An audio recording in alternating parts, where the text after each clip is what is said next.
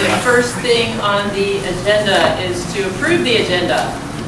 Does anyone have anything to say about the agenda? I move approval. Okay, Margaret approval. I'll second. Judith seconded. Okay, all those in favor? Now we have the minutes of the April 18th meeting, which, as you recall, was the tour of the JAMS PAC. And by the way, the Annie show was just amazing in there. It was really great. Everybody was super excited about the space. So, okay, does anybody have any comments on the minutes or changes, corrections or changes to the minutes? I appreciate, all the details. Good minutes, good job. All right, seeing no comments or changes, I'd like to move approval of the minutes of April 18th. Any second? Judith, second. All those in favor? Any opposed? Okay, we'll move. I do not have a communications report. So now we can turn the camera on Steve. So we've had you've all received an email from me, including a memo to the board, as well as a report from our waterproofing consultant who had an issue at Smash Mirror. And that is an item on our agenda, but that's been... Goodbye. All right, see you later. That's been very consuming for us for the past week or so, but we'll talk quite a bit about that. I was going to ask if we could, Joan, if we could move the project updates to now. Oh, here we go. If we can move the project updates earlier in the agenda so that Michael Burke can get something to attend with his daughter, not all of it. There's not a lot of updates. Would you be okay with that? Yes, yes. So number 9. We can do it. Yeah, maybe we can move 9 to after 6. Welcome to Oh, okay, so okay, after 6. Okay, sure. And then So- we'll do ed spec. This will be quick, and we'll do ed specs and then we'll do your stuff. Okay, perfect. Okay. Anything else? No, I'm gonna go to- enter your participant ID followed by pound. Otherwise, you are in the meeting now. There are 7 participants in the meeting. This meeting is being recorded. Okay, so in case you missed it, we decided to move item number 9 up to follow item number 6. So we're currently on item number 4, 5, and we're moving to item number 6, which is report of the FDAC Santa Monica Design Review Subcommittee. I see Alexis and Margaret. I don't know if either one of you who would like to speak. Well, Alexis and I were just talking. I was just briefly, I was able to take screenshots from the meeting. We did meet on the 17th, and it was a very productive meeting. It was actually Zoom. It was virtual. But we did have the opportunity to hear from both the architectural team and the historic resources team was also, at least one was there to comment and to answer questions. Essentially what is happening now is we're in design development, and the focus was on the 2 SMS projects, McKinley and Rogers, the 2 buildings. And so the architect, Jim Favaro, just began by indicating what design revisions they've been working on, and with McKinley really lowering the sort of the massing of the new building, lowering second floor, lowering roof, further separating south wing from the proposed building, and some revised details, including the entry and sort of pick up and drop off point. And so there was a sort of robust discussion amongst all of us about some of the scale and sort of detailing issues, whereas the volume has been broken up. There's still potentially some scale issues, size of certain design elements, and they'll continue working on that. We also, as a sort of sidebar, we shared some comments about the master plan for McKinley, and whether there was possibility of revisiting the plan to take a fresh look at the frontage on Santa Monica Boulevard to see if that could really become a more active or robust part of the plan, because it is currently it's square footage that's really not being well utilized. Is that fair to say? So right now it's the kindergarten yard. Well, part of it is, Part of it is, but the rest of it is really unutilized space, and with the thinking about where in the future new classrooms might be placed, new facilities, there was some thought that it was worth, now that we had our historic report and some understanding of the different elements of the campus, that there might be value, or there would be value in revisiting that. And I think that was something Carrie endorsed, and all of us felt sort of good about that. Is there anything else on the kid one that you want to? No, I think I would just want to make sure everyone understood that our historic resources representative felt like we were being respectful of what was there, and they felt comfortable. So I think that, it's kind of important to note. I think the lowering of the roof line was something that was really discussed and important for the new building, not to outweigh the historic portion that's there and be a little bit more subordinate in nature to it. And then it's not, the new building is not looking to be any type of replication, but it is complementing what's there. We felt good about the way that they were designing the exterior. Yeah, I think the direction is good. At a certain point, the kinds of refinements that we talked about were kind of outside the purview of the historic consultant, the historic architect, because they felt that the main issues have been addressed. Whatever else needs to be done is sort of independent of their analysis.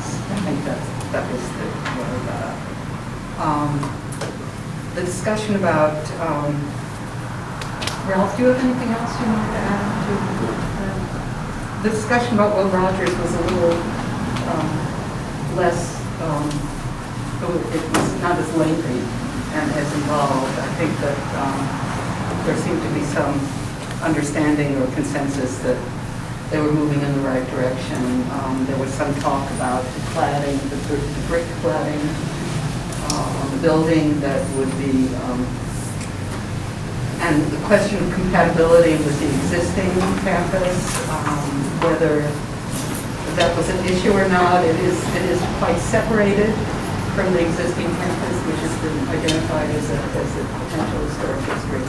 We're looking at a brick cream for the exterior part of the building, and it's an interesting choice because it's not something that is necessarily something we see in Southern California architecture, but I think the understanding is also that it will require less maintenance over time and perform better than the typical stucco that we do see, and the light cream color that they're using I feel like works with the overall architecture and design of the building. And it's, even though those buildings are not maybe what we understand, as our typical schoolhouse buildings that we see in the rest of the country, that kind of bringing in the brick feel, I think has like a nod to a more traditional schoolhouse building. So I thought it was an interesting choice. It doesn't bother me, but it's probably not historic. Well, what was interesting though, that opened a whole discussion which we were not aware of the fact that they are revising the color scheme for Rogers. That Rogers is scheduled, is that correct, Perry? Yeah. For repainting. So we're repainting the campus this summer. And so the choice of the sort of cream colored brick cladding seems to now have some compatibility with the colors that they're discussing now, and they're going to be testing for the campus, and that all seemed kind of interesting to us. promising direction. So I think that's kind of Anything else, Rob? Great, thank you for attending those meetings. I have a follow-up question, so Yes. thank you, and I appreciate that, that this committee is meeting. So at some point, when will we have a chance to look at? So I think we're going to hear our updates in a moment about these Okay, projects, yeah. but what we're going to hear is that there's not a lot to report. Okay. So, but what we'll do is we'll figure out when the right time is to bring them back and kind of dig a little deeper into them. Clearly, tonight wouldn't have been. No, certainly not, no, I But understand. in the next couple meetings, we'll bring them back and maybe go a little bit deeper so that the committee at large can get a little bit better understanding. I think too, there was also that these two projects will now get folded back in with the other projects moving forward, now. the SMS project. Yes, okay, yeah, right, I know these were pulled So out. that'll all come back Yeah. at some point. There's still sort of pending issues of master plan, and I think those need to be looked at again and massaged a little in view of some of the historic resources findings and just some practical, there's some fresh uses of. I completely agree. I mean, one of the challenges is that we've got to get the CEQA folks started on the master plan. And actually, that was what I was planning on doing as soon as I got back from having to go away for a break. Let's do that. But we're doing something else right now with the new smash, and that's taken my attention. Because I really feel like the board needs to bless where we are, at least for the CEQA purposes of the master plan. Master plans will still adapt and change. They have to breathe. And so we expect that will still happen. But we do need to get those before you and get those before the board very, very, very soon. Sorry, I have one more thing. Yeah, that's okay. I mean, I was going to talk about this in the project updates, but since we're talking about our design review committee, I have a suggestion, which we don't need to discuss this necessarily today, but I think that it would be helpful to expand the committee somewhat to include additional resources for historic preservation. I'm thinking about the Santa Monica Conservancy, some of the folks who have been following these. I just think as we're moving forward and getting more buy-in from the community that there are resources. I don't think it's a break from how things are done to include members of the community as part of a working group or whatever. So I wanted to put, I think Ruth Ann and Nina, who have been coming to our meetings, I think they would really have some valuable perspective to add to our own, architectural expertise. So I wanted to put that out. I don't know, when it's appropriate to talk about that. There is some discussion that we will take a look at the entire makeup of the committee. There is some feeling, and it has been expressed, that we're lacking some appropriate site, more parental and sort of site unit participation than we have now. And so there was some talk about it, and the superintendent would like us to take a real look at this, at the shape of this committee. And I think also that this is very timely because I know we're going to talk about Roosevelt in a little while, but the community meeting, uncovered a lot of issues that are causing sort of rethinking of the Roosevelt plan, and it seems to me that an early engagement of the design subcommittee with the architectural team as they're working through their options before we come back to the full community and to the FDAC would be valuable. So what's next? We probably move on to project updates. Okay, so we moved the agenda item number 9 forward, so we will take 9 now and then come back to the ed spec after we've done number 9. So number 9 is the project updates discussion. Well, Michael. Michael and Barbara are both here, actually. So, Okay. Michael and Barbara, if you guys want to give your updates, I know they'll be brief, and then we'll get to Roosevelt. And the gym and the DSA approval. This has taken a heck of a lot longer than we ever expected. And DSA have got, because you've got two separate buildings, we've got two different structural plan reviews. And one structural plan review is the same as, what's actually happened is they've actually required us to have back check comments, not in the normal fashion where you actually submit your plans and they go and deal with all the plan review by themselves and then come back with their back check comments. What they're actually doing at the moment is you submit the plans, you then meet with them for each specific area of it. So it's life, life safety or fire or whatever it is, or structural. You actually meet with them and they go over all the back check comments. And that's normally done over 2 or 3 sessions. So it's a long, arduous process. But what's actually happened with one of these structural reviewers is they have not done that review by themselves. So we sit down in these meetings and they go along and they review the plans. They go through every little bit of the plans. So it's an incredibly long, tedious process. And it's gone on for several months now. And we're getting close to the finish. Last Thursday was the last plan review meeting, and then we've got 7 back check comments review meetings with these guys. And it looks as though we're probably going to get a final, the last of those is probably going to be early in June.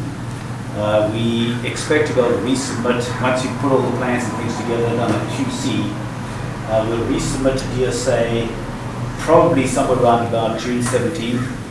And expect to have the final go-ahead so we can start construction itself on June 27th. So we've got a 23-month schedule. So starting at effectively July 1st, effectively means we're going to be done by the end of May, assuming that all the stars are aligned, that we don't have issues with some supply chain issues we've had today. But we'll work through it and we'll attack those things as they go. So that's where we are. Yes, sir. Really quick, Alan, you had mentioned that it was taking a lot longer than you expected. When had you hoped, I forgot when you had said you hoped that DSA would be complete. Well, just to go back, initially we'd hoped to actually start work in January. And then once we got prices in, we had these huge, we had that big spike in prices. So we went back to value engineering. And then we eventually, we expected to start again in March. Right about the middle of March was when we hoped to get plan approval. So we are 3 months late.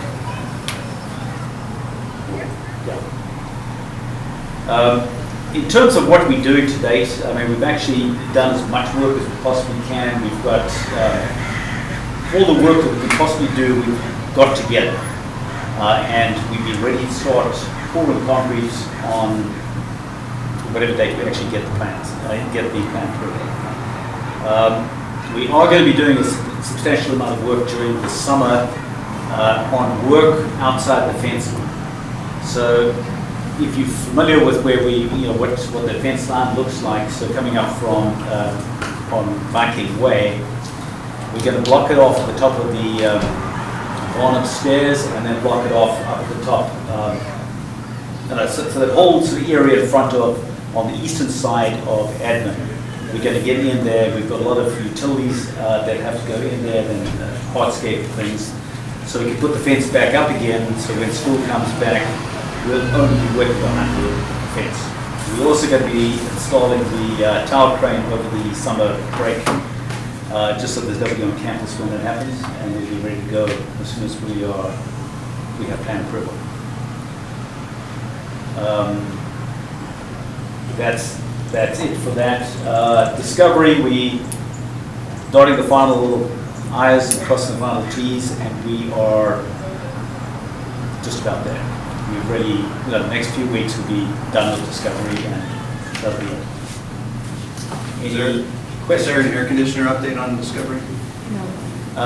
Yes, we had a meeting on Thursday, last Thursday, where, when I say we had a meeting, this was Carrier, Control Air, Siemens. We had everybody out there last Thursday. They did a lot of work on it. We found that there's a software update that's required for the chiller, which is a fundamental issue, and that's going to go in next Thursday, this coming Thursday. We had a follow-up meeting with the design team this morning, and we're pretty confident that's going to nail the chiller issue down. We had previously had what's called UFTs, underfloor units, that we had some issues with them heating at the same time as we had cooling, but that's been resolved. In fact, it was resolved over the spring break. So it improved the situation a lot, but I think that we are, by the end of this week, we should be on top of just about everything there. Great, thank you. Was there an issue with plumbing? I know there was a smell this morning. And I think what we've done is we managed to track this down to, we have these P-traps in areas where there's a floor drain of some sort. And the floor drains, what actually happens is if you don't wash down the floors and close down the floors, you're not going to prime that P-trap. We actually do have primers in there. But what's happened is the sensors have got clogged up or something, and we're taking care of those issues. So we will in fact get on top of those issues like today. But all of our interior P-traps are self-priming. Yes, they are. There's certain P-traps that are not self-priming, like the ones that get hosed down all the time, because they obviously just get water in them, they don't require anything. Is there a nicer name for P-traps? It doesn't mean the P-trap is the shape of the If you look at it on the side, it's a shape. I know that. We know. But it's funny. Hello, everyone. I'll go first. Hello, everybody. I just want to give you guys an update on some of the assessment projects, primarily Rogers, the kitchen and Grant. They're all finalizing DD right now, design development. We should be done with those next week. At that point, we expect cost estimates following about 2 weeks after that. Projects are still scheduled for ESA submittal in November. Maybe Grant might be a little bit earlier. We're not quite sure just yet. Aside from that, right now we're looking at each site for logistics, how we plan the site for next year. Of course, with construction is there, things are going to have to be changed to allow that. And we have to find a location for the library and grants. Pick up a drop off at McKinley. Some issues with people at Rogers. But all of these are something we can manage. And aside from that, everything is pretty much on schedule for this project. So that is what I have for those 3 projects. And can find it off the bar. Thank you. So I just have one change in the report that I gave last month, but just to say that Sam is UCD, and we're expecting them to close that meeting shortly. We're also will be expecting to have estimates from when they're finished. And with Sam and Franklin, Franklin is also finished with DD. We're with meeting plans with additional employees, M&O, IT, and other agencies that we can,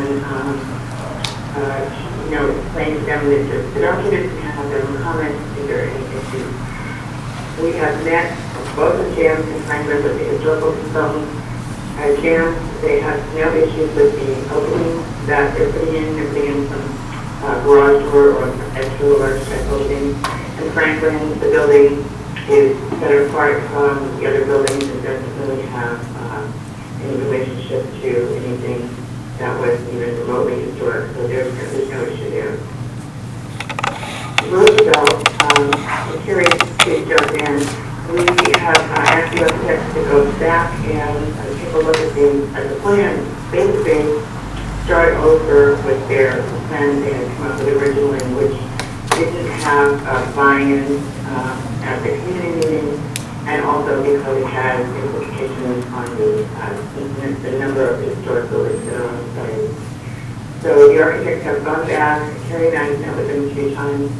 We're scheduling a meeting with the staff and teachers to show them some ideas and options for moving forward with that plan by, while maintaining some of the historic buildings. But I think there will be some that may not be able to be maintained. And Carrie was I think that's it. I mean, we still would like to get in front of the parents, but I've not been able to get that scheduled, the PTA, and I'm going to still work on, see if we can make that actually happen. Sorry, I'm getting things that I can't see. Okay, and we'll try to, sorry. We need to come to some decision where we're going with that campus, and we're not there yet. We do need to do more work with the faculty. We will show them the plan that keeps the preschool where it is currently. It's got some problems, I mean, that we had already suggested, but we certainly can look at those and as a possibility. We have some other ideas that we really want to get the more parents to participate than we had in the community meeting, because I feel like that was a voice that was not nearly as strong as we would like it to be at that point. So we'll see where we are. Yeah. This meeting isn't going that well from the public standpoint. I couldn't hear anybody or make sense of anything anyone said until you started passing the microphone. So that's really important for you. So I didn't actually hear Margaret's report on the subcommittee meeting. I couldn't understand what she was saying. But I did hear Judith Meister's comment at the end of the item where she suggested that perhaps the representative of the Santa Monica Conservancy be part of either the subcommittee or some other way of participating in this process. The Conservancy participates with developers who are creating projects that involve historic preserves. In the city of Santa Monica, regularly they were very involved in the Miramar project and the Frank Gehry project. They get called in and just weigh in very early in the process, often in the intermediate stage, and then again right before a hearing so that everybody kind of knows where they stand and there's a chance for communication.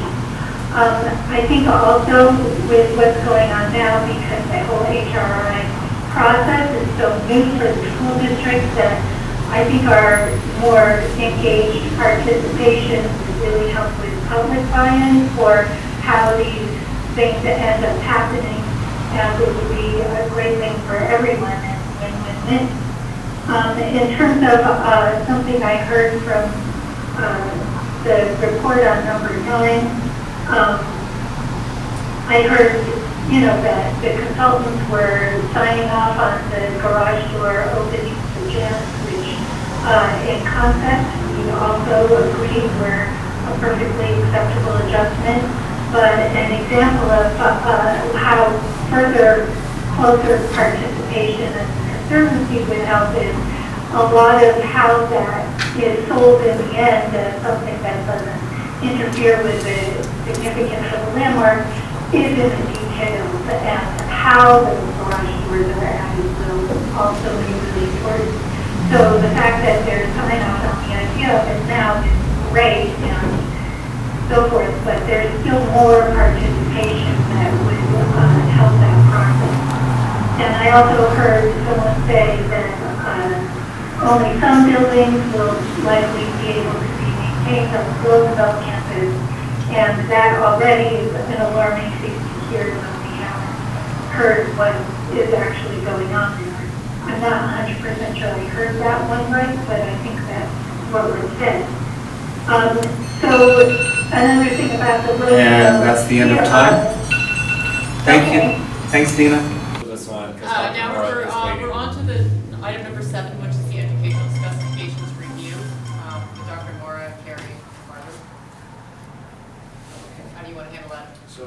Carrie will lead us off, and we'll just go from there. Yes, give me 1 second to get my presentation up and happy.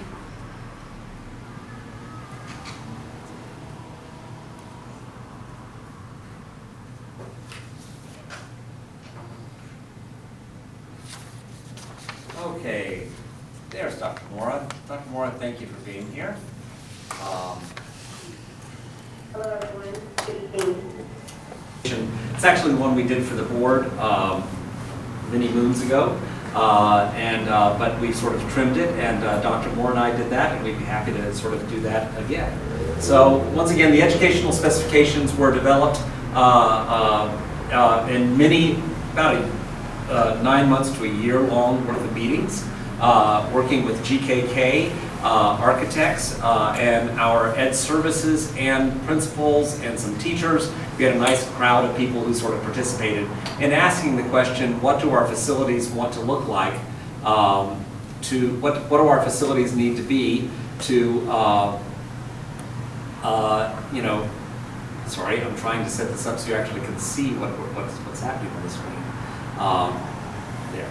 What the facilities need to be to support learning for the next 15, 20 years. So some of the things we looked at is we looked at what the physical requirements were.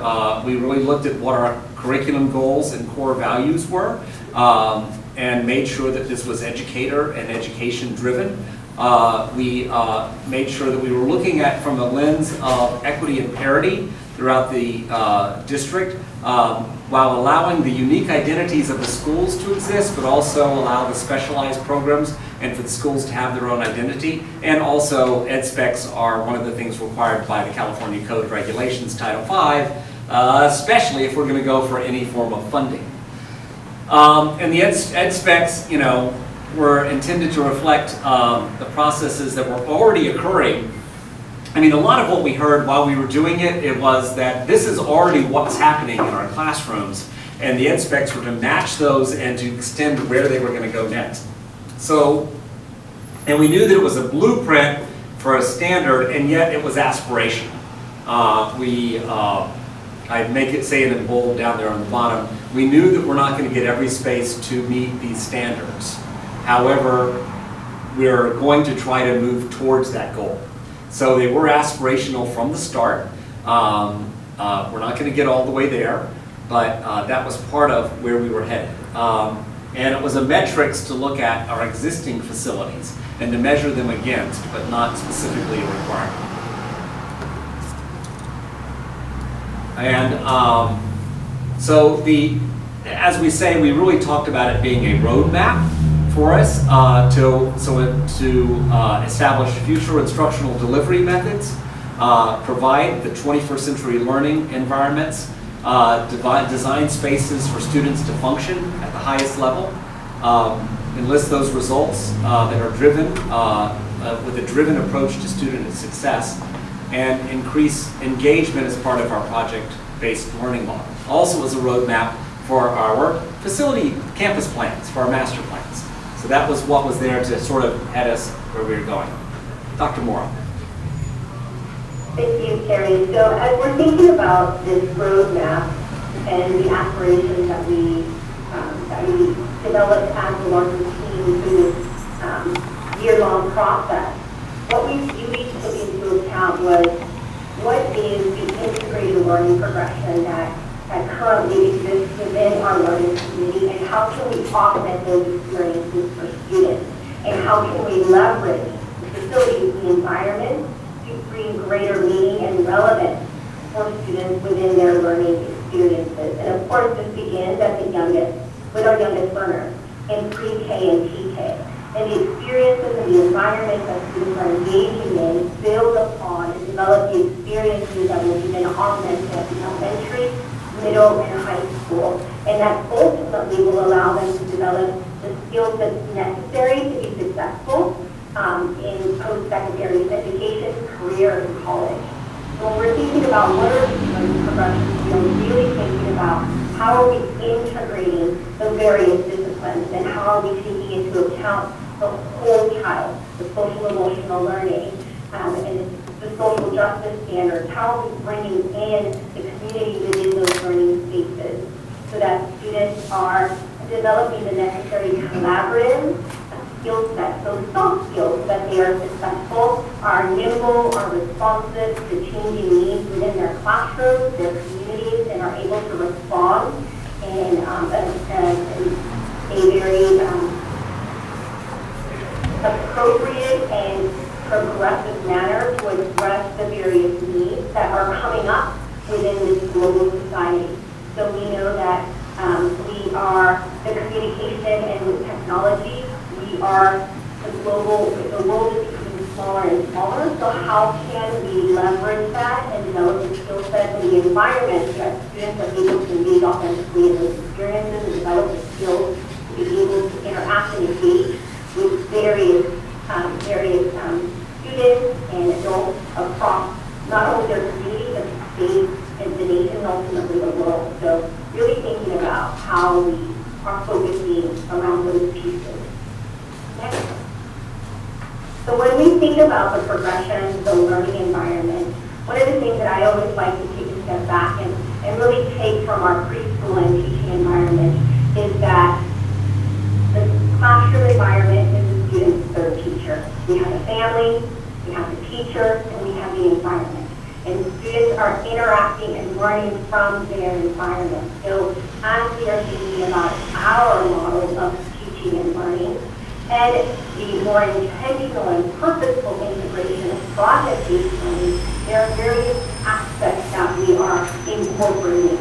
We have the individualized, personalized learning activities that we see at our project-based learning family pathway that is being housed at the Obama Center. We also have inquiry-based learning, entrance-based learning. Entrance-based learning, you can see it through our CTE programs and the pathways that we have been strengthening at the second at the high school, at Samuel High and Malibu High, and thinking about how we can integrate that and bring that down to the middle school and elementary so that those experiences are building upon each other, that when students are exposed to those interest-based learning experiences at the high school level, they would have had experiences at the middle and elementary that build up their repertoire and allow them to be able to make more intentional choices around what areas they're interested in. So we really want to take a look and make sure that we are taking into account, again, the whole child, the social emotional learning piece, the mental health and well-being of our students, blending technology with our analog pieces, right? Our digital pieces with our hands-on materials, books, and resources. So really being able to blend all of these pieces together so that we are leveraging the best of all of these various modalities. And then the ratio really inspired environments within our PK, TK, and K classrooms. So really building that bridge and integrating play and leveraging that environment that students are learning at every point within the classroom. Okay. So when we're thinking about planning for the future and building from the successes that we have experienced thus far, we really think about how can we create the largest space possible so that we can create different learning environments within the classroom setting. Classroom zones that are dedicated for independent study, students working individually, students being able to work collaboratively in small groups, having our different specialists be able to push into the classroom to provide additional intervention and or enrichment opportunities. And also being able to expand, right? How do we expand our classrooms so that we're bringing the outside world in and vice versa? So that really speaks to the dedication of wet spaces, messy areas, being able to engage with the outside world and learning and making that interaction seamless within the classroom environment as we think about what our aspirations are and where we want to go and how we want to build. Okay, next. So during our journey a year where we meet with principals, teachers, and services, different team members, we we're able to identify common themes and patterns that emerge during our conversations around where do we want, what are our aspirations, where are we going from here, and how can our facilities and classrooms support that forward thinking and allow us to evolve throughout the year. So we really wanted to make sure that we were keeping in mind that learning begins with our youngest learners, right? As soon as our students are in preschool and PK now, really thinking about that with the expansion of PK, how can we make sure that these spaces are not an afterthought, but that we have it at the forefront as we are thinking about the needs of our various campuses and how we can serve our youngest students. Really making sure that we are thinking about adjacent spaces, right?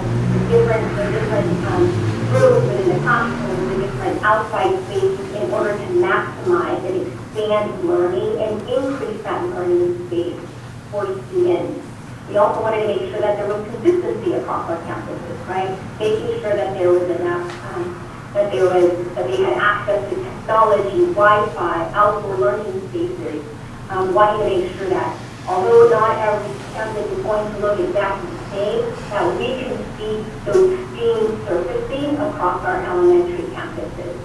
Also really looking at how are we focusing our pathways, or how are we identifying which classrooms are focused in on maker spaces, or tinker rooms, or art rooms. So really taking into account and zoning those spaces so that as we evolve and grow as a learning community, those spaces can be nimble and flexible enough to be able to adjust with the changing and with the changing practices that we implement as we continue moving forward. And then we also wanted to make sure that we were taking into account the size of the room, right? Because if we have the space to do all of these different types of learning experiences, it allows for greater creativity and innovation by creating these different zones and increasing the sizes of our classrooms whenever possible. And lastly, as I mentioned, the flexibility, the ability to be able to change the makeup of the class without having to rebuild or break down. How can we make sure that those classrooms are flexible enough so that we can increase the size or change the purpose that the room is being used for? So although it might be an art room for a certain period of time, it might evolve and become an iLab or a maker space. So how can we make sure that the rooms have that flexibility and it allows us to evolve as the market, as we think about the careers that our students are being prepared for, and those also evolve and change. How can we make sure that we are nimble enough to be able to adjust?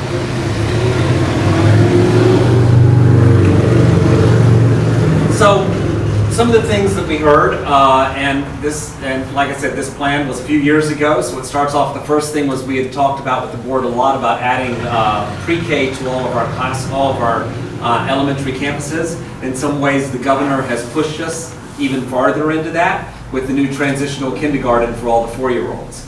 We were already headed there, but now they're pushing us, so we're going to really get there and even have more 4-year-olds on the campus than we had planned. We looked at how the campuses would evolve over time, knowing that we're on there, we're in a process. Consistency of instructional spaces, focused pathways, zone classrooms for specific use. So we have different, beyond what happens in the classroom, we have music, we have art, we have science, we have other things that also need to occur. As Dr. Morris said, increasing classroom sizes to accommodate a variety of learning modalities and expanding to the project-based learning. We also heard for the elementary schools, outdoor space was so important and that it's adjacent to the inside space. And we have teaming areas where several classes can work together. So it's not just what happens in the one class, but it's how all the classes, all the 3rd graders, all the 4th graders can come together. And making sure that the science and art rooms are also programmed as maker spaces so they can provide new uses and better project-based learning spaces. And the libraries, and I'm going to go into libraries a little bit more in a little bit about how they were also focused. Libraries have changed and they're changing. We want them to adapt to where that is going. One other big thing is making sure that we have a separate multi-purpose and a cafeteria on each campus. So right now, about 4 of our campuses have both, and 3 of our campuses in Santa Monica don't, and they only have 1. And so giving them both spaces, we find that additional space really makes a big difference. Middle schools and high schools, we also looked at adjacencies on the campus to maximize connections, increasing class sizes, expanding technology, a lot of the same things you see. Breakout spaces so we can send the students out to work on their own and sort of bring them back. You see that a lot in what we're doing with Discovery, but we're thinking about that at all of our campuses. Increasing more flexibility and mobility, specifically for project-based learning, the indoor-outdoor relationships, and all of the amenities. We also heard about developing and defining more requirements for our STEAM training. Programming cafeteria spaces for a variety of uses. Sometimes they just get used for lunch, and lunch is great, but we have more things. Career pathways, which we're really taking off with, and we're taking and expanding. We're already doing that. We're expanding through that into our academies at Samo High, but also we want to make sure how that tracks all the way back down to the elementary schools. And particularly in the middle schools. More partnerships with our local businesses, allowing distance learning, which is funny that I read this at this moment after we've gone through COVID. It's like, okay, we allowed a lot of distance learning, but we still want to see how that also plays. Other themes that were really true on all of our campuses was making sure we create the safest and most secure locations. We limit and control building access, so we improve wayfinding. Also, parking, drop-off, pickup, pedestrian access, and food and nutrition, and the whole child campus gardens were all things that we looked at and we discussed in the ed specs. We are just dancing across the top of the ed specs. It's a wonderful, I think, 220-page document, and I encourage you to spend some happy time with it. Dr. Mora, if you want to talk about how the classrooms get set up and how they work. So the next 2 slides give you sample diagrams and visuals around the classroom environment. So in this particular diagram, you're able to see the adjacencies, right? So you have the shared team and collaboration in the center, and then the outward shared instructional spaces to the outside of the red circle. You're also able to see that there are different ways that students are able to engage in project-based learning throughout the outside of that classroom experience. And in addition, you're able to have a space for our specialists to come in and they can be able to work with students in a pull-out model as well. So this is one example of what it would look like in a first and second grade classroom. Now this next slide, this next diagram shows the classroom diagram, pardon me, for first and second grade as well. So here you're able to see that it's one square-shaped classroom, right? So you have in the center where you can have students working together, whole group class instruction or even small group instruction taking place there. You have the primary teaching wall, and then you're able to utilize that to be able to do a whole group instruction or even a small group instruction during that time. And then on the outside with the orange circles, you're able to see the various learning spaces that have been created for students to be able to navigate throughout their classroom during workshop time, whether it's Woodward workshop, writer's workshop, math workshop, really being able to utilize the various sections of the classroom so that students can learn within their environment. In addition, you're able to see a different rendition of what the classroom would look like. Here you're actually seeing pictures, right? So you're moving from a diagram to actually having a picture to showcase what the setup of the classroom would be. Here you're able to see that it has a capacity of 24 students, and you have the instructor, volunteers, or guests coming in to support. You're able to see the size of the classroom and how it's being utilized. You see the outdoor space and the indoor space being utilized, and it being seamless, right? Students are able to engage in their learning experiences outside of the classroom walls, and the students are being to also see how teachers might be working with a small group within the classroom, but still have this view of students outside of the classroom, working in small groups or independently. And then in the next slide, you can see a different iteration of that learning environment. So again, you're able to see within the red circles how the classroom is being divided into different learning areas, right? You have your creative learning areas, your digital or technology bar, where there's a location where the teacher can do a small mini lesson, and then where students can work independently. And although you don't see anything in the center, right, students can be working independently in the center. Sometimes we think they always need to be seated in their desk. Well, actually, we allow students to be able to learn and read or work in any location, whether it's sitting in a chair or sitting on the floor or laying on their side. They are able to have that space within the classroom environment to do so. And then again, you're able to see the outdoor learning spaces that have been identified with the green section. So this is just another example, and then a rendition of what a classroom would look like. And here's all your data, just to say that we have all this written in wonderful, clean sort of specifications for how that looks. I'll go on. There's a lot of these slides in the document if you want to dig deep. And one of the things, though, I would say is that when you look at this classroom right here, and you see what's being designed by our designers for the new buildings, they resemble this. This is very, very close. They're hewing rather closely with this. You'll see that at McKinley, at Rogers, so they're really following this sort of guide. Carrie? Yeah. Is this the time for questions or? Sure, we can break in with questions. Yeah, I'm just curious to know whether this same exercise of sort of showing the sort of the space, the programming spaces, has that been done with sort of average size classrooms that we currently have? In other words, what I'm really trying to understand is, I mean, these are beautiful. I've been through the ed spec document and looked at it, but I'm trying to understand if, for various reasons, whether it's resources, our inability to replace existing classrooms, how to make existing classrooms work to achieve these educational goals. Yes. That's really my question is, what exercises have been done to sort of superimpose the educational objectives, project-based learning, which I know is probably already taking place throughout the district. How is that working? And can we look at other sort of classroom specification models to accomplish this appropriate part? Yeah, and if you go through... if I could suggest something, yeah. would you mind reflecting back at least a summary of that? Because I doubt that anyone on the phone could hear Oh, okay, just in case you didn't hear it.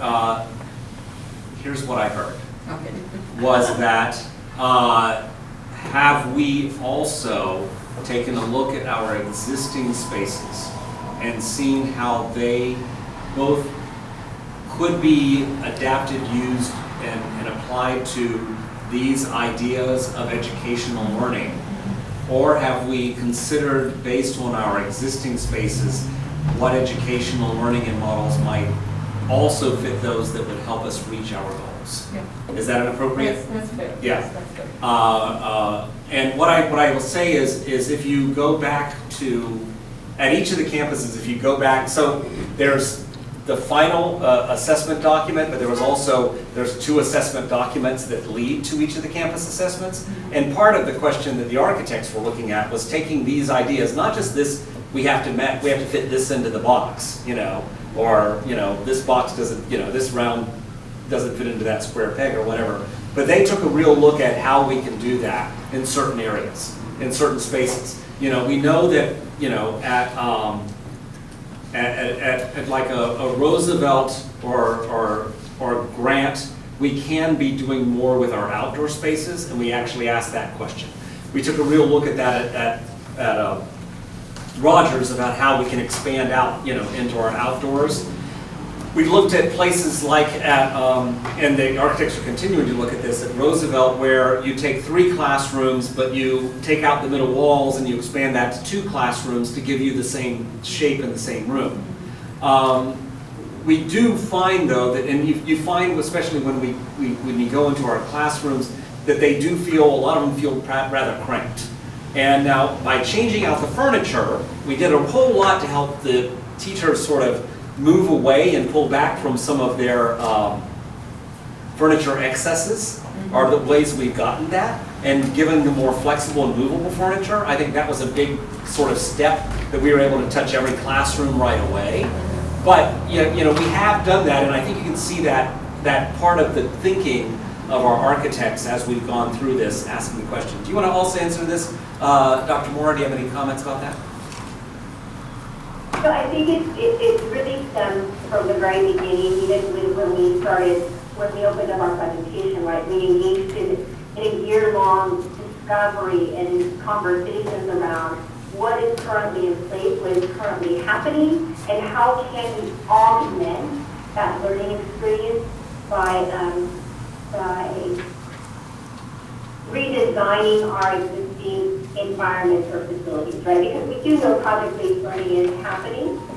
And my ask and our thinking is what could happen if the spaces were even that much more conducive to providing project-based learning experiences, if those spaces were that much more nimble, right, to be able to provide a more meaningful and impactful experience for students. So it really is about assessing where are we, where do we want to go, and how can we augment that learning experience for our students by creating the environment that is most conducive to that. The notion of having a space or a classroom that is flexible, right? So within this particular rendition, you're able to see that this could be an elementary science or art instructional space. You see that there's demonstration spaces so that we can have any of the science projects, experiments, or any of the art pieces that are being developed. There's a location for prepping, right? We have wet prep. We know that when we're working in the sciences or with art, we need to be able to have that ability. And then again, that indoor-outdoor space. So how can we make sure that we are bringing the outdoors into our classrooms to inspire our students and to really provide just a more open space and a more creative space for them. So this is just one example of what that can look like. And again, even though it's highlighted as a science or art instructional area, this could transition to a makerspace, to an iLab, depending on what is needed as we evolve and as the pathways at the high school begin to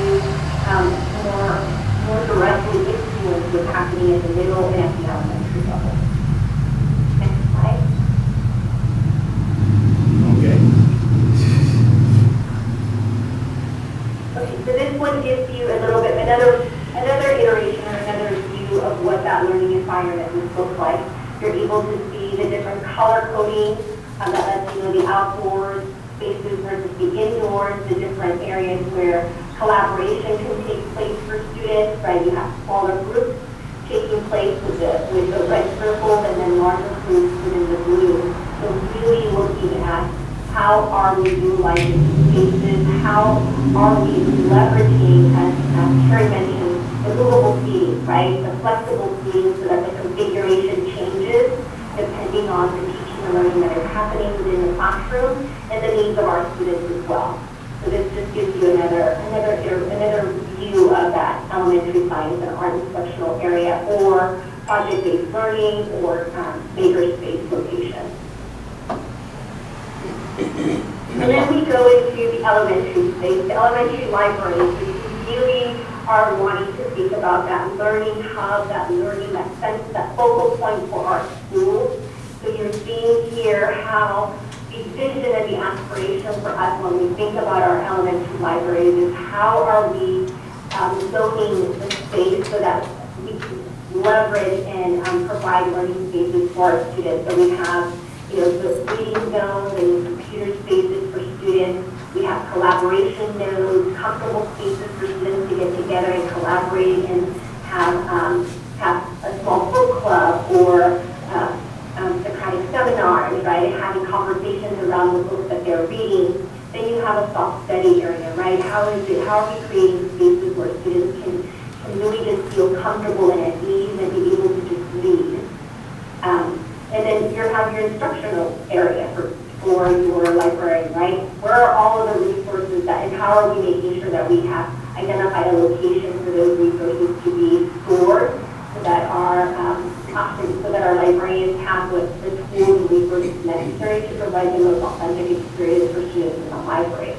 And you also see the virtual lab instruction, right? How are students utilizing technology and digital resources to really increase and expand their experiences. And then lastly, you also see the indoor-outdoor, bringing the outdoors into the library. So really our aspirations and our desire is to be able to bring in that outside environment to as many of the learning spaces and classrooms that students are interacting in.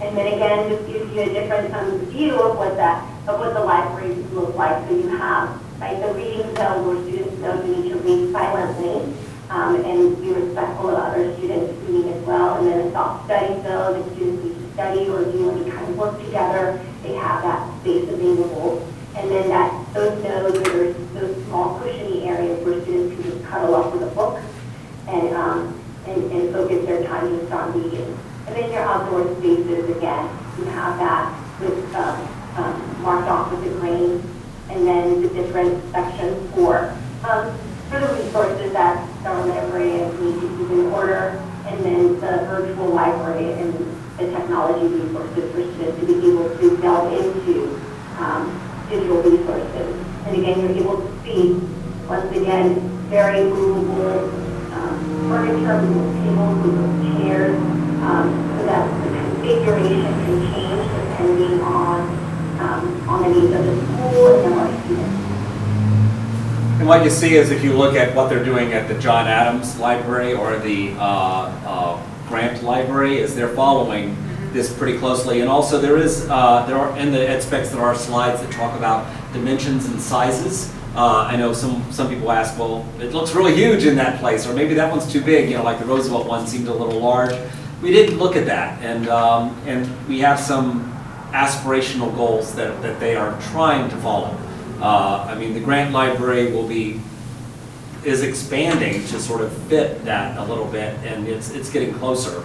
And I think it'll be a good space. What we're doing at McKinley with moving their library, it's still going to be a little smaller, but it'll be a whole much better space. So we're working on that project also right now as far as the movement of that library. A couple of other libraries feel a little tiny still though. So with McKinley, is that an SNS project or just an ongoing kind of? It was to be a maintenance, one of our maintenance construction projects. And this summer, we're taking their old library, which is a room smaller than this room, about 60% of this room, and making it into a new science lab. And we're moving them to the space. We keep getting a little bit of a challenge in that space, in that the Division of State Architects doesn't really like the structure of the floor. So they aren't yet permitting us to put bookshelves in there, which, a library sort of needs those. Yeah. So we have asked Johnson and Favaro, so we're doing it as a temporary with some movable pieces for this summer, but then we've asked Johnson and Favaro to take a deeper look at it because they're doing the building adjacent to it and see if they can add in and sort of figure out and do whatever we need to do structurally to take that library where we want it to go. I'm a little concerned that Johnson and Favaro are designing it really well. It's beautiful what they're thinking, and I'm not sure we'll afford how we can afford that, but that's a whole nother challenge we have. But it should make a nicer space because that right now the library they have at McKinley is just dinky. It's you can barely get a full class in there without them bumping into each other all the time. Yeah. So and none of the things that we sort of talk about, these zones and the areas. But that's also where I love this one. We talk about the outdoor space. What we're going to do with the John Adams space to take what now is the graveyard where we drop furniture and other crap and stuff, and just is completely unusable, making that into a usable outdoor space adjacent to the library.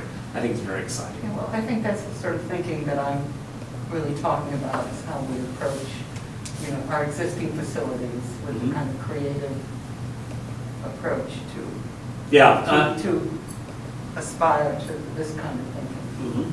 And I think in most places, we are taking a look at our existing facilities with a, which is why most of the projects, especially the early on projects, are not about replacing existing buildings. It's about replacing portables, those spaces that we know really don't work.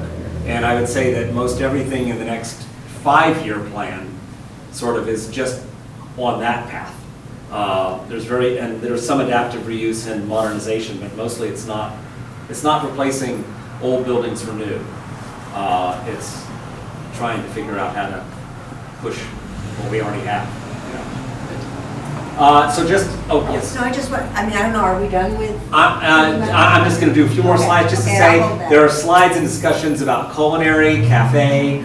You see pictures for what we do with nutrition and the whole child. Also, we have a lot of slides. We have a lot of discussion in the ed specs about outdoor spaces and how we use them and how important they are and how vital it is to our mind-body relationship. We also talk about campus security quite a bit, and drop-off, pickup, circulation. All of these things are also included. But one of the things that we found when we concluded the ed specs was we really focused very deeply on the educational needs of the campuses. That's where we were, was where are we educationally. We didn't consider as fully things like the recreational use of the campus by outside groups, or permitted use by other groups, and other things outside of, or how it fits in the community, or we didn't look at the historical. Those were not part of the ed specs, but that's what we've brought into our campus assessment and our processes since then, because that was what was important to make sure we also include when we're developing the campus plan. Yeah. Yes. So I appreciate sharing this. I think it's really important. I was not aware of this because it really ties into understanding, as we're developing the campus plans, what the basis is. So the other thing I wanted to say, so I think all of this, because it's aspirational, needs to also be, tied into what our enrollment projections are, because that's key, and two, our resources financially, because there's always going to have to be trade-offs. Yes. Oh yeah. And that's right. Of course. Yeah. Yes. It's completely that we need to look at that, and that is something we're definitely assessing. We wanted and allowed the ed specs to be a little pure. Yeah. No, I get that. But now, but in the campus planning, we have to jump to a little more reality, which we are. Alexis, yeah. I don't have a real question. I have to leave at 6. And Okay. I just want to know we if you should could talk about send us the Zoom link so that I can keep listening on my phone. I can send you the Zoom link so you can listen, yes. And you have to leave too, so I'll send it to you, okay? I think we're wrapping up ed specs unless anyone else, we're going to talk about enrollment for a Okay, moment. great, yeah, enrollment's still under this Yes. agenda item. I was going to do that next. Okay, But I want to let Dr. Moore go if there's no other questions about the ed specs. Thank you very much for being here and being with us, and for all of your help in making it. It really was important. Would you send Alexis and Jen the link so we can do that? And then I'm going to exit so much, here. everyone. Thank you for the time. thank you. Thank you. Bye. Let's stop this share. And hold on one moment while I get up the next thing. I couldn't open it while I was sharing. Actually, if Kevin's close. Oh, here, pass these out. Leave. Okay.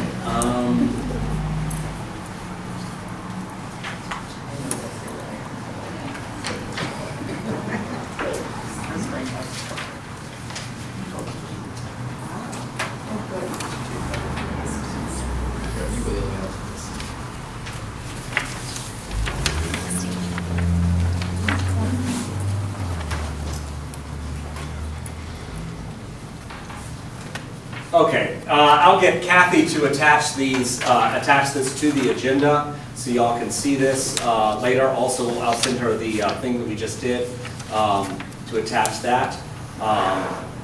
Hang on, stop sharing, start sharing.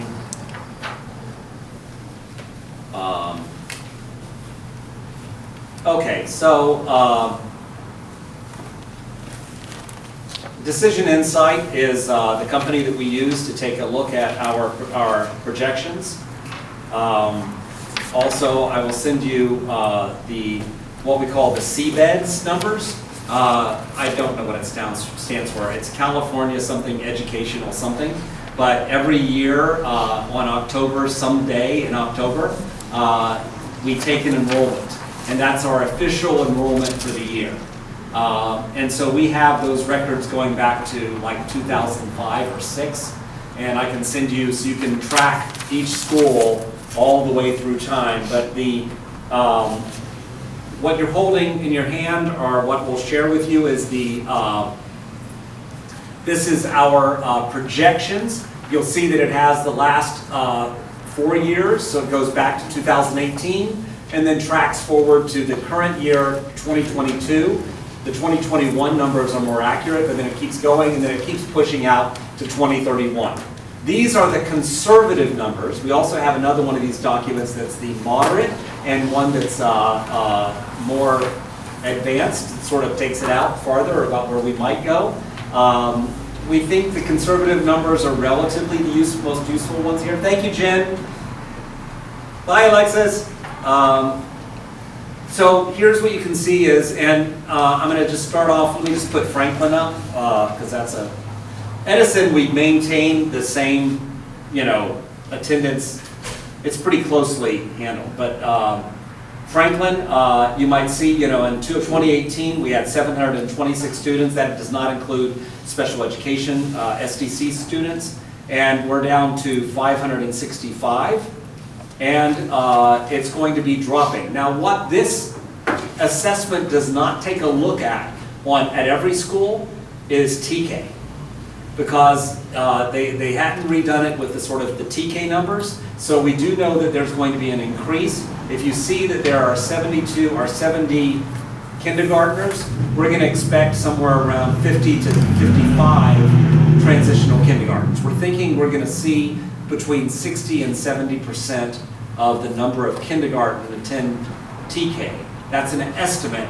We think it'll grow in time, up to probably 80 to 90%. There will always be some parents whose children turn 4 in July who will say, my kids, whose kids will turn 4 in September, who will just say, my kid's just too young to come in. It's like they're not ready for that year yet. And someone will keep them in preschool as opposed to TK.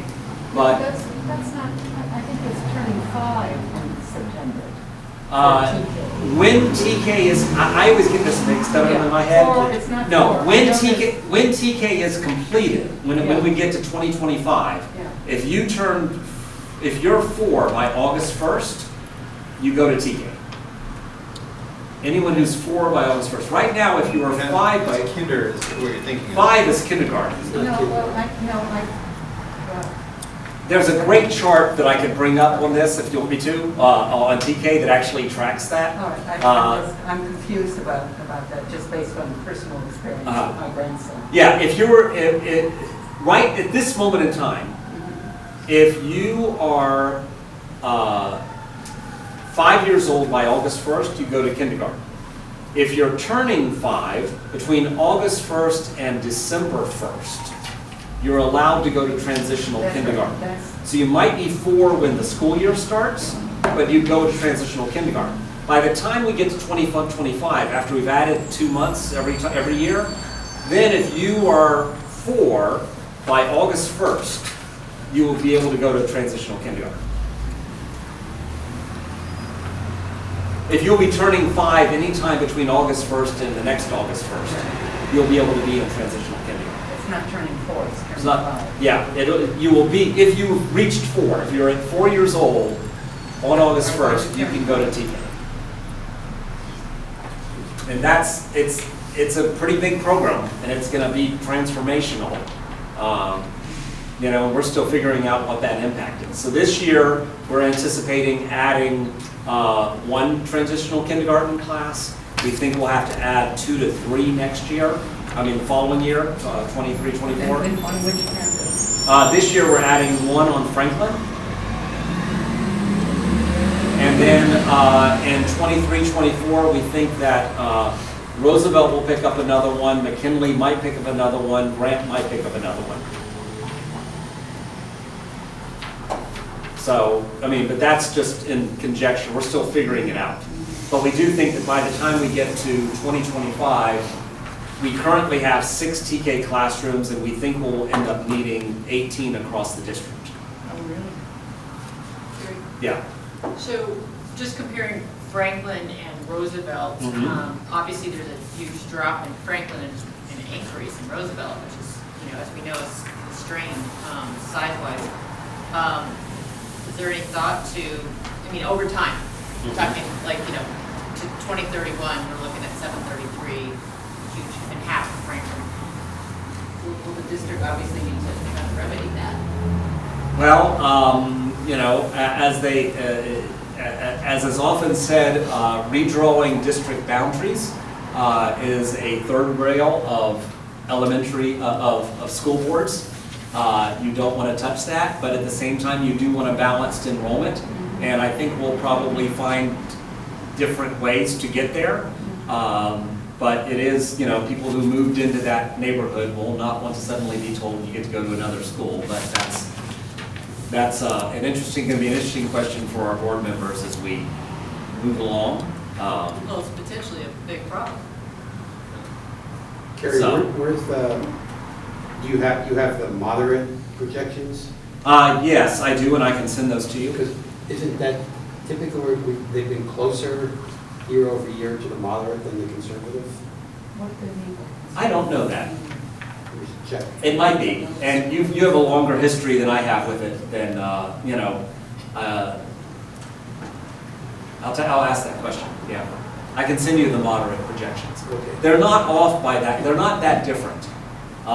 They're, you know. Yeah, whatever it is. Yeah, I mean, like at Roosevelt, I think the difference is that if we're at 511 in 2024, it's like 524. It's like adding, you know, just a few percentages. And is this company use the same methodology that LAUSD is now using? I don't know what LAUSD is. Well, because, I mean, it's just a big. We've used this company forever. And They know, which is good because they know our community. yeah, I mean, okay. because I'm just curious to know how the dramatic headline was LAUSD Right. is, you know, projecting 30% drop over. they have different dynamics. I Yes. mean, we had to work with this group for a number of years to get them to look at the nuances of this community, you know, number of people, household, just a whole series of things Right. to get numbers that we're after. And they do a good job. They do a good job. They do pretty good.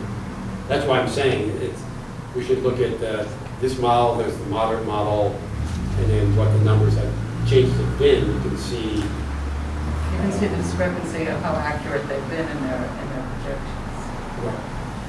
Is this the first one with the pandemic kind of drops because they're massive?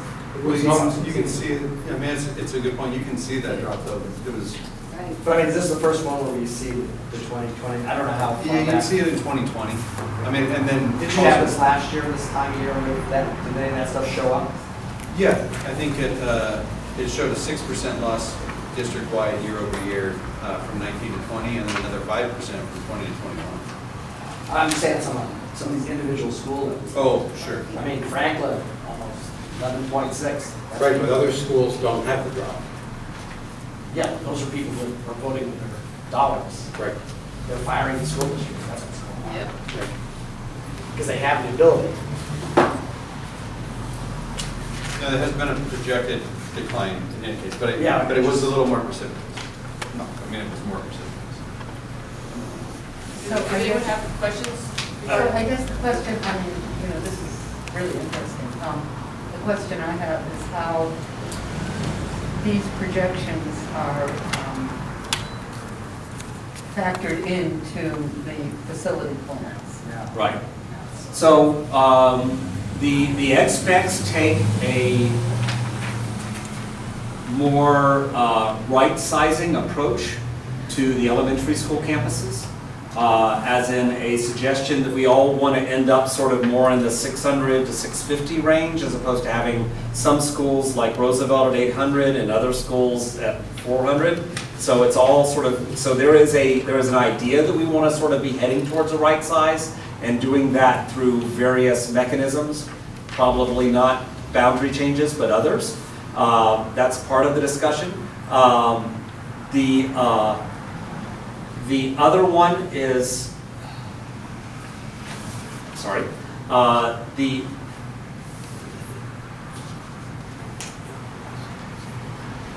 I'm sorry. If you want to comment on this publicly, please signal me on the other one that says Carrie Upton, the one I've been writing you on, as opposed to the one that you keep putting up on this screen. Otherwise, I'm not putting that one up on the screen. I want to see it on my other computer. Thank you. The other thing that you look at the master plans, and one of the things... That doesn't make sense, Mr. Upton. Like, what are you to the other three? Or you replied to me? I replied to you. Okay, I replied to you on a screen. If you could just text me on that one. Okay. Okay.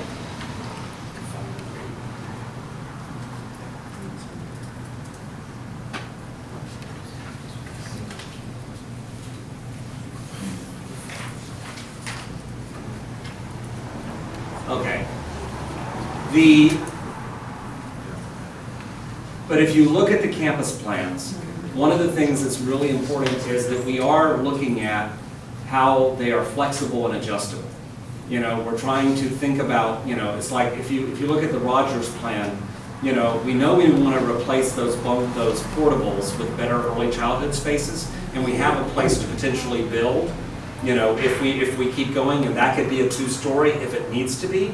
But we really want to leave a little bit of flexibility there. Same at Grant, where we have a plan for a new building that gets us out of the portables, but we have the other one that sort of comes along the side of the alley. We might go there, we might not go there. I think we have to sort of keep thinking that we don't know yet where we're going to be, but we're looking at this trying to make sure that we're right-sizing what we have. Does that in any way answer this question? Any other questions about enrollment? And I will send you the other. I have a question that kind of segues into the next item, which is, obviously we've got some excess capacity at Rogers, and based upon this, and Grant, which I'm understanding is where we're looking at potentially moving some of the Muir students. How is that all being planned out? Sure, and let's get on that item and then I'll talk about it. Kat Blandino would like to speak on this item, and I'm not sure how much time she gets as far as when she signed up, but 3 minutes, okay. So, Joan, if you would. All right, Ms. Blandino, you have 3 minutes to speak. Got it. Thank you. Thanks for giving me the time to speak. And I appreciate the notion that Kerry would like more involvement from parents. Like at today's adult meeting, that really helps if there is clear communication with the community and with parents about these meetings.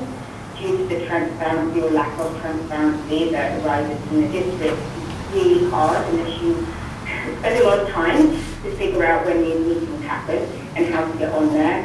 I was supposedly supposed to email Kathleen Stout to comment here, and then there's a whole list of chats that just go to Kerry Upton on an FDAC meeting, which to me just doesn't make sense. I'd like to get up to Roosevelt campus plans, where when I emailed Kerry Upton, because the big concern in that meeting was about moving the timber yard, and parents and teachers from 2 years ago, starting this process once the public were engaged, brought this up as a huge concern and wanted to have that in the yard where it is. And there are many people that can speak much better to why that works, the teachers, and why that is so important for them.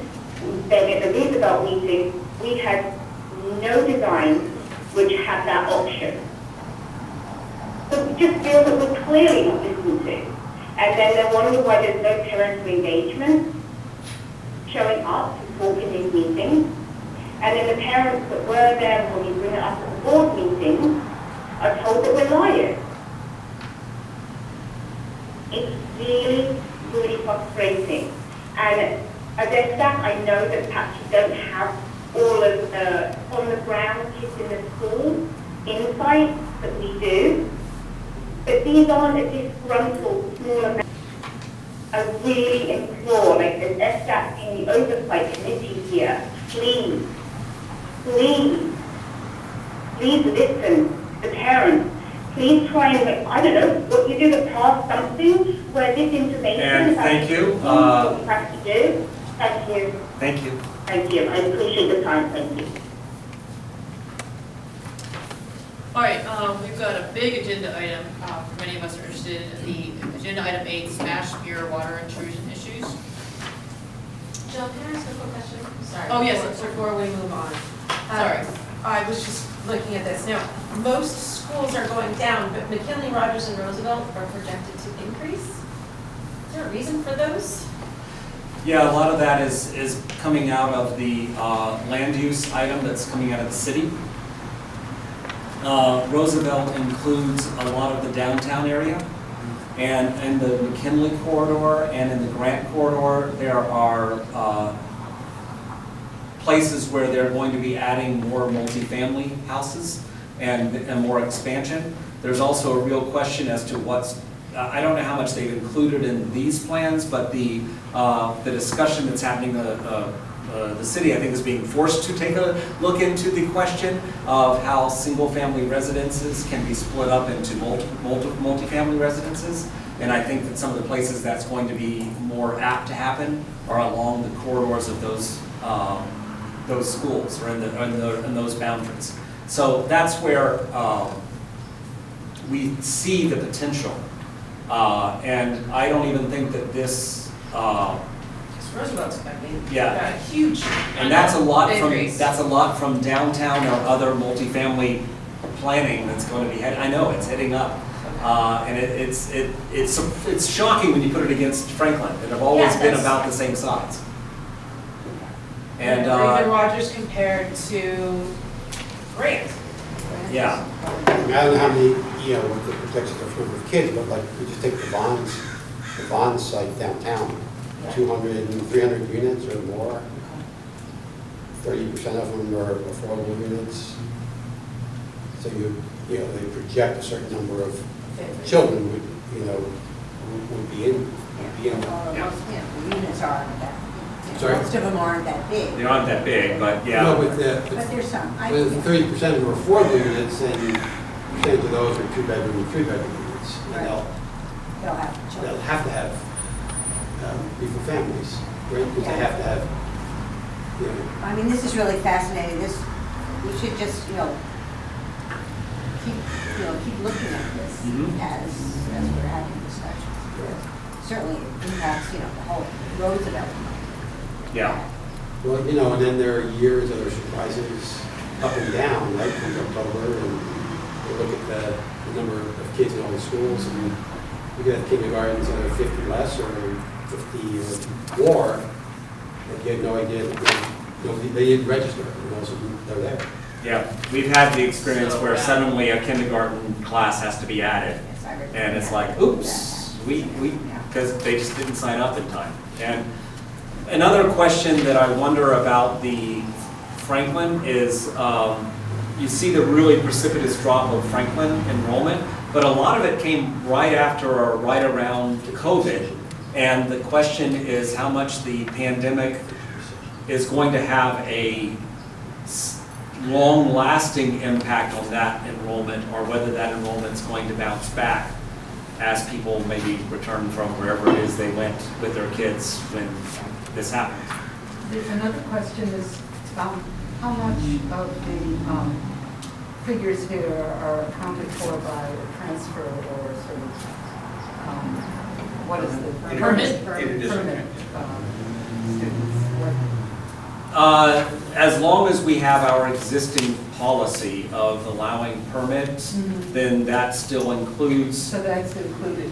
Yeah, it is part of the assessment is that, I mean, right now I think we're somewhere between 10 and 15%.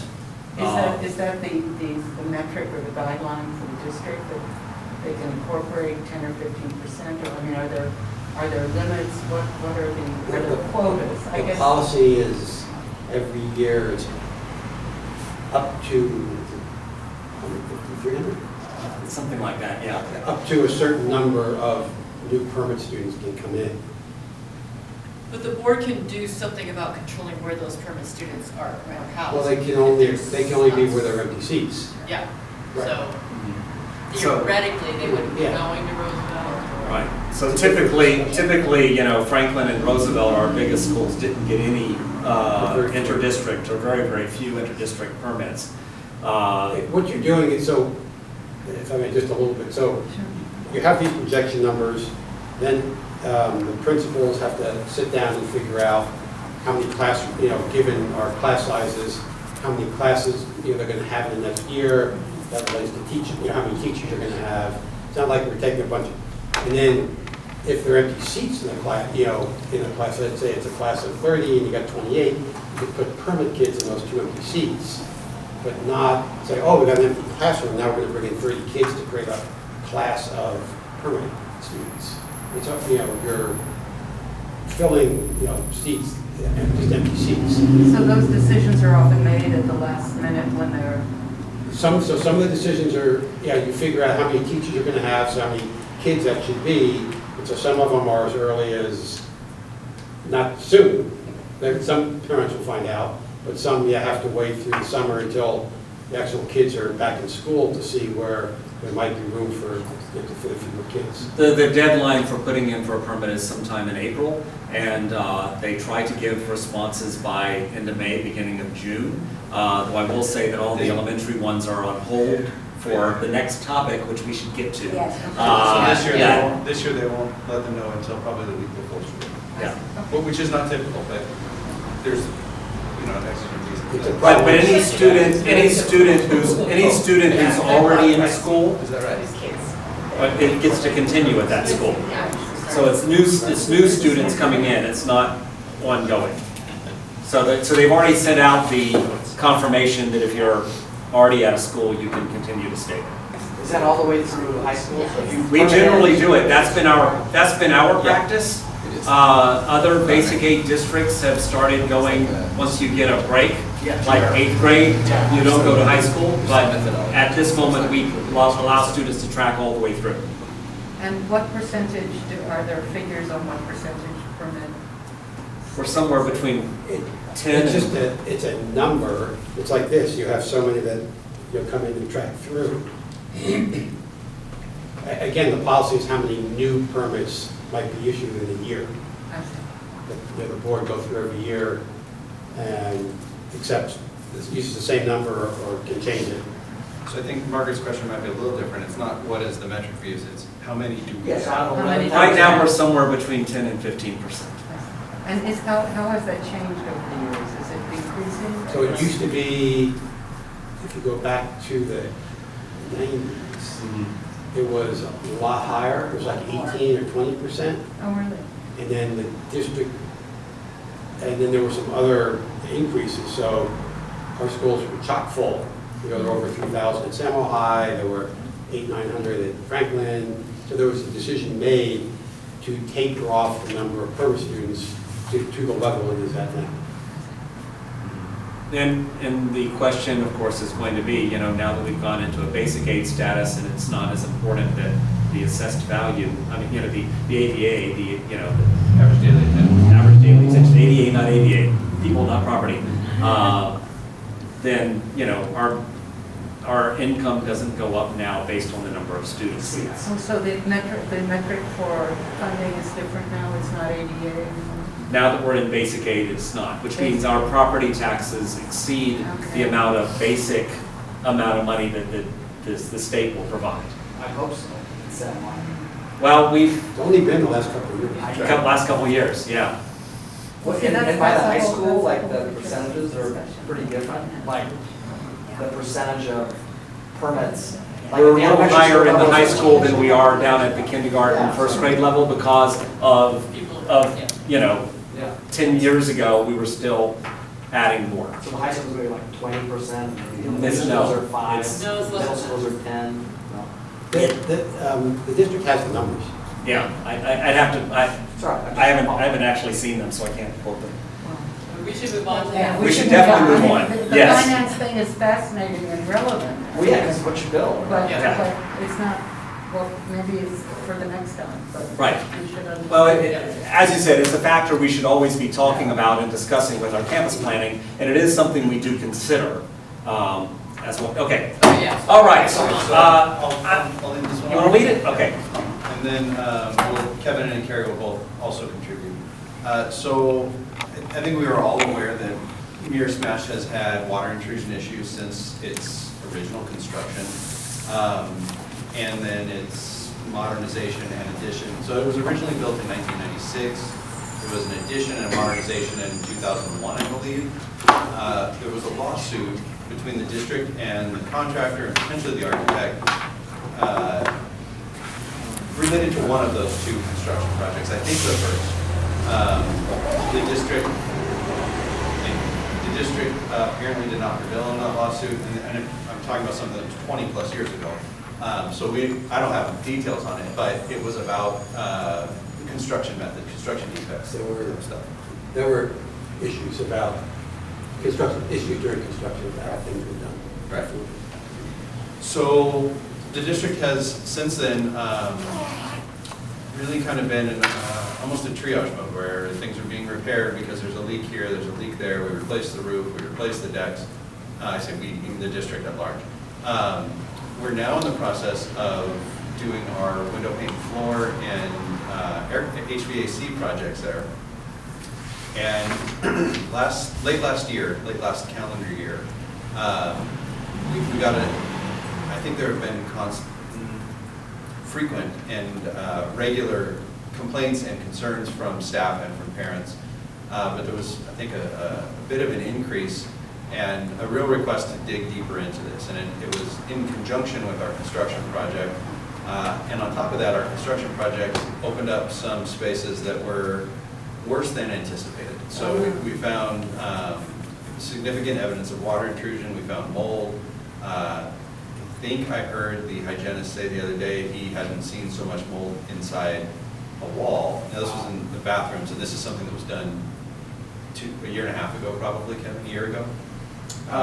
Yeah, last summer. Okay, last summer. Now, when we've encountered those situations, we, of course, remedied them. So we would remediate, we would abate, repair the buildings, repair the water intrusion source if we were able to locate it. But there were a number of spaces that we didn't encounter, but it was still there.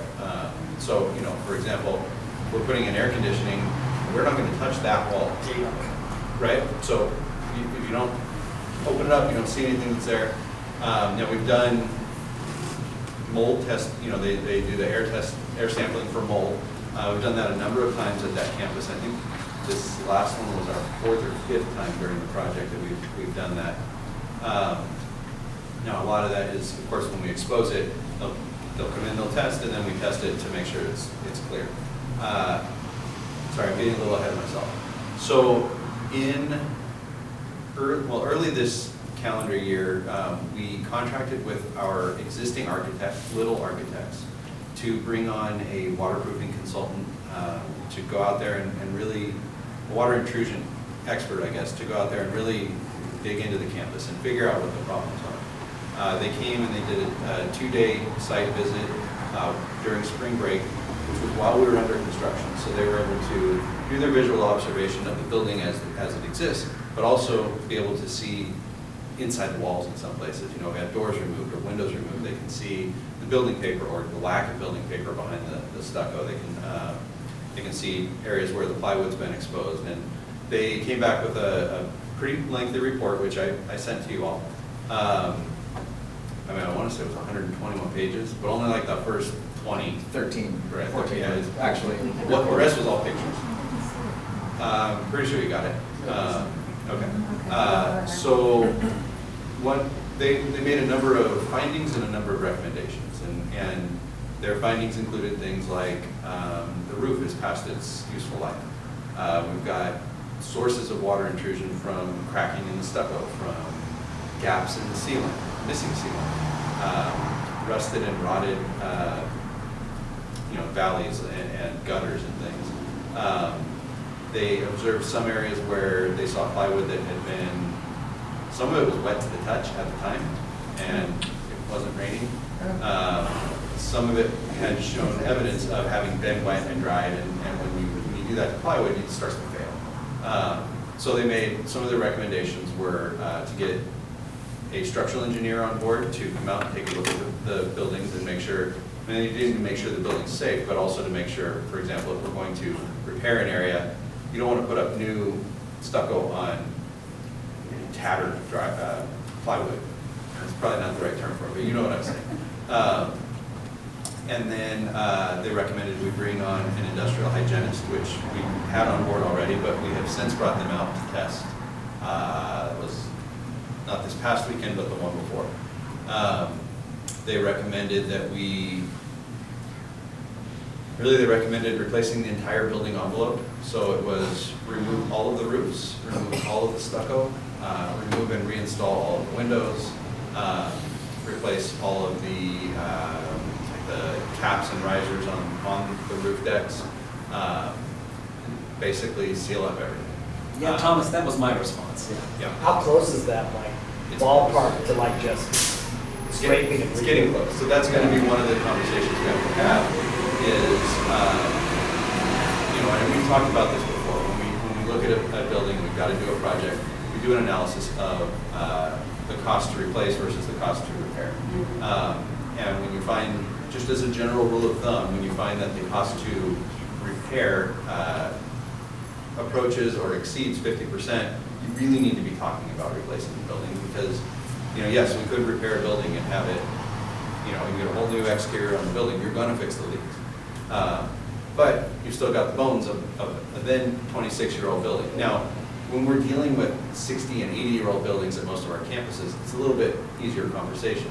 But we've got to get into this building a little more to figure that out. So one of the things that they've also recommended is to do some additional investigation. And I think Kevin's going to talk to us about the scope of that in a minute. But this summer we will be undertaking some additional investigation. That'll help guide our path here. So we don't know the solution right now. I mean, we know some solutions that would work, but we don't know the right path. So we're in the process of figuring that out. The more immediate concern, of course, was health and safety. So when we got this report, I believe it was it's all blending together, but it was probably like late the week before last. Okay, yeah. Whatever week we started meeting with parents, it was late the week before that. Okay, so last Monday was the first parent meeting, and so the Friday before that, we met with staff at Smash Mirror. We got the final report a week ago Friday. We got the draft reports about 2 weeks before that. Okay. So we started talking to board members and Dr. Drotti at that time, and Dr. Drotti said, okay, I understand the report's not finalized, get the industrial hygienist out there again. So we did. Kevin had them come out over the weekend, and they tested, and they found in all rooms but one, they found the levels of mold were the same as outside, which is what you expect, right? If you're in a clean room, yes, there is mold in the air. There's mold in the air all the time. You're breathing it right now. In every room, also outside.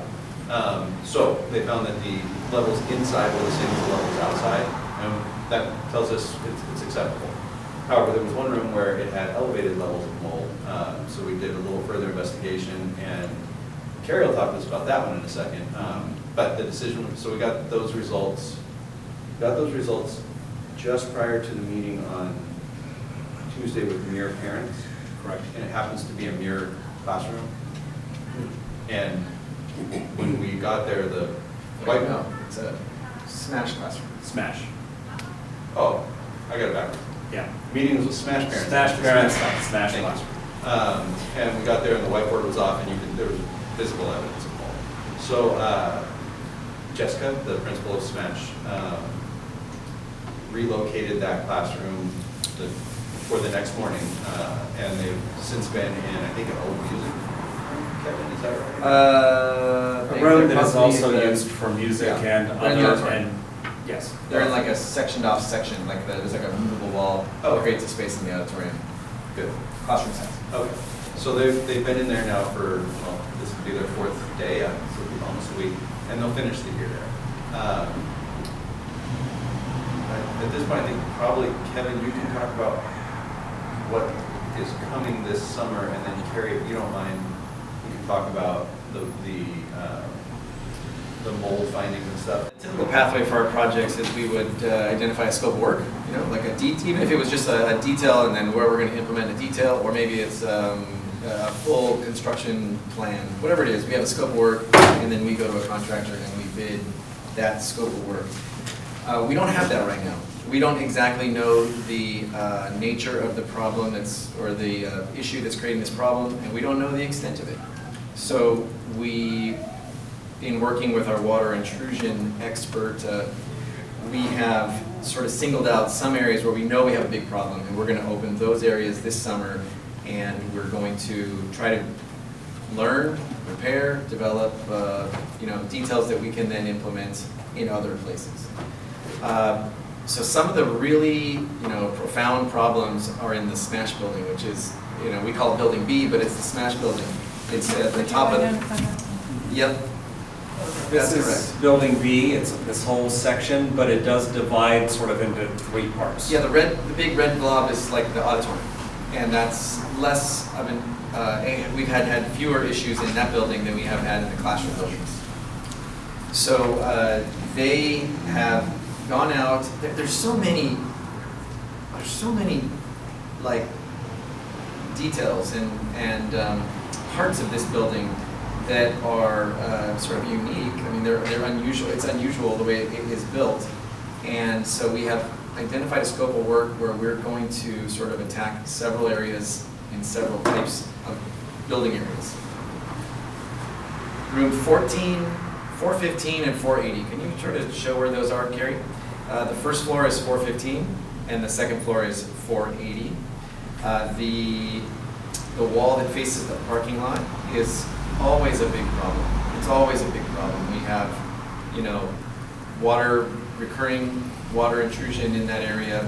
That is the wall where the whiteboard was removed, and we found, sort of like black mold behind it, or blackish. I don't know. Black mold is actually like a thing, so I don't know that it's like black mold, but it was a dark colored mold, and it was on that wall. So the scope of work includes removing. Yeah, sorry. Not sure you want to call it blackish. Yeah, it was mold. The scope of work includes removing the exterior stucco on that wall of the first floor classroom, and the sort of the lower half of the exterior stucco on the second floor classroom. So we're going to really expose everything in there, get a good look at it, and then we have experts that will be there to help us analyze what we see. Structural engineer, because we have termites. I mean, this campus has been treated for termites. There's a history of termites. It's currently under warranty for the last round of termite control. But while they were there, they saw active termite infestation. They saw bugs. They saw termites that are actively there and doing their thing. So we need a structural engineer to evaluate what we find as far as termite damage, dry rot, whatever else we see. We're going to have our industrial hygienist there helping us build containment areas for the mold we will inevitably find, and decide how to treat the areas as we expose them. Now, I will say that last year, as we were working on air conditioning, we weren't there to do water. We weren't there to do waterproofing. We weren't there to do mold. We were there to do air conditioning and some modernization. So in some cases, we would remove a cabinet, because it's like part of our modernization was to replace this cabinet. We would see mold on the wall, and then we would call in our environmental team. They would tell us how to treat this issue, like remove it, open the wall, we'll keep going, you know, Thomas, you've probably done something like this, I don't know, somewhere. You go until you get to the end of it, and then you put it all back together. Oops, it's gonna cause some. It's okay. So we treated it where we found it. We found it where we were working. I mean, logic might tell you that had you been working somewhere else, you would have found it somewhere else. So, but we dealt with it where we found it. But in some cases, we even tried to deal with it on the outside, but then I know it rained, and some of the areas where we did some of that work, they're still leaking, so we didn't fix the real issue, which is the waterproofing issue on the exterior. Thank you. Okay, so that wall will be demolished and examined. There's a wall in building D, which he's kind of hovering over the area. There's an area right around there where we're going to do similar. I believe that one is it's an interior. We're removing the interior of that wall. By the way, 415 and 480, I'm sure we're going to end up removing the interior and exterior in that location. In building D, where we just were, it's interior investigation. There's two areas that we're considering. There's right between the admin building and the library. Right there, a little lower, right there. They've identified an area where we have kind of a recurring leak, and they're considering another investigation area there. And then in building C, on the bottom of building C, right there, kind of over to the right and down, but another area they're considering there. The last thing they're going to do, big, complicated, like, detail is on the second floor. You can see the walking decks. It's a roof, it's a walking surface, it's a constant problem. And that area was replaced about 5 years ago. There was an M&O project to replace all of it. And it's still problematic. It's under warranty. We don't want to go tearing through it and removing it. So so between that walking deck, in most of those areas, there's also a walkway on the first floor below it. And there's like an attic space in between. It's maybe 24 to 30 inch tall attic space. So our plan is to break into that space in certain areas from below to look up and see what's happening in that attic space, the underside of that deck. A lot of when they replaced that deck, I've got hundreds of pictures of that project. So underneath the waterproofing layer, which is what they were actually replacing, there's a layer of concrete, and then below the concrete is a layer of plywood. Now there's concrete there, so you can't really see the plywood, but there are certain areas where you can, like there's an expansion joint, or there's some other detail that allows you to see into that space in between, and you can see a lot of these pictures show plywood in really bad condition. So but it's there on the walking deck. It's in 415 and 480 in the classroom. It's in the library. It's not like from where we are standing and from the long history of people trying to solve this problem. It's not like it's in one place and we can attack that one place. So that's why we have this expert on board to guide us and help us understand what we see and get the right experts. When you started your comments, you said we don't have a scope of work yet. So ideally, if I wanted to solve this problem like in a very direct way, I would create a set of construction documents, and then I would ask contractors to bid that set of documents. I don't have a way to create that set of documents. Right. So this summer, even a lot of the work we're doing this summer is kind of on time and materials, because it's really hard for the contractor to say, this is what you're asking me to do, this is what it's going to cost. So a lot of it, it's the existing contractor that we're already working with. I mean, we've had some problem with that contractor, but we have they have a lot of good subcontractors, and a lot of the work that they're going to be doing this summer is going to be their environmental subcontractor. It's Karcher. They're they're a name brand in this industry. They know what they're doing. And we are going to work closely with all of our experts to make sure that we find a problem to fix. Do enough work to determine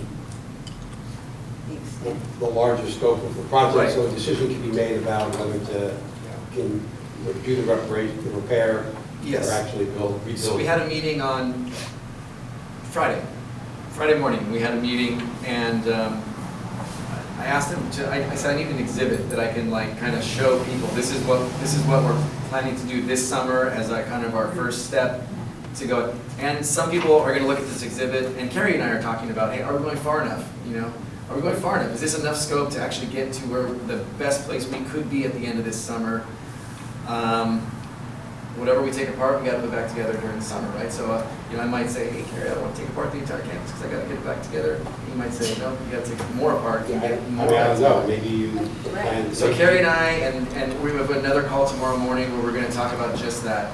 You know, and really the scope of the call tomorrow morning is to try to take a step back in whatever way we can to look at the very big picture of where we are.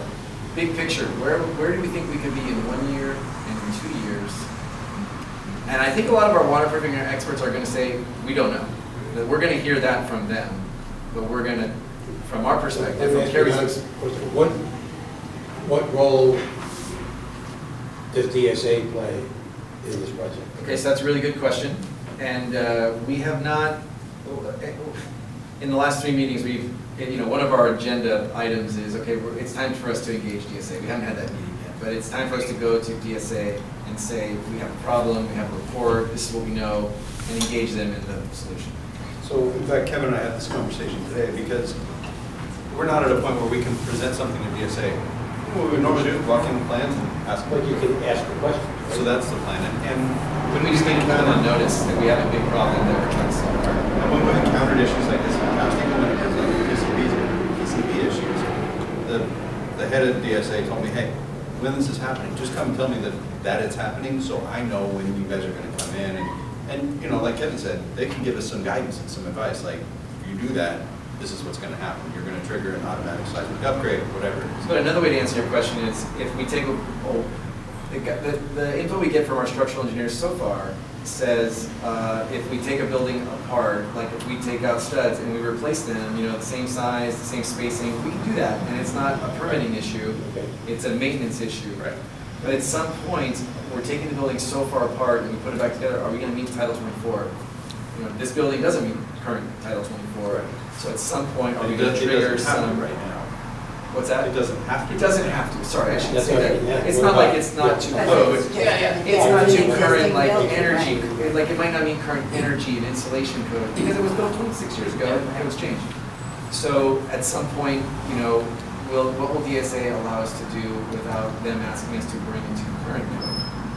Or whatever, you know, there's a lot of questions. One So- marker is, could we do that if you strip the building, you can strip the building down to the studs and go from there, but what triggers do you pass when you do that? Seismic? And last week, one of the things, sorry, go ahead, Ralph. I'm just saying. One of the things we brought up last week was this other question. I think Thomas is asking it, like, what's even the value of these buildings? Because we have a very general recommendation of you need to replace your roofs, you need to take off your, you know, you have to replace your building envelope. I mean, so we've asked the architect to bring in a cost estimator because we can sort of estimate the cost of that project right now. And we know that unless something changes, we're in for that right now. We haven't. And so we could say, from a cost estimator, this is the value of that. And when it comes to the value of replacement, it's not just us building the school we want. There's a calculation that the Office of Public School Construction uses to determine the value of replacing a building. And there's funding available for that. But, and say it's 50%, or they'll pay for 50 or 60% of that. They pay for 50 or 60% of their version of that, not our version, not our It's a lot vision. lower. Right. Right, and you know, looking at the projections, they may also say, you don't need these classrooms, so we don't pay for classrooms beyond, you know, what you actually need. So there's many complicated parts of this, but we are, So you know, what I've said, and we'll discuss tomorrow morning with the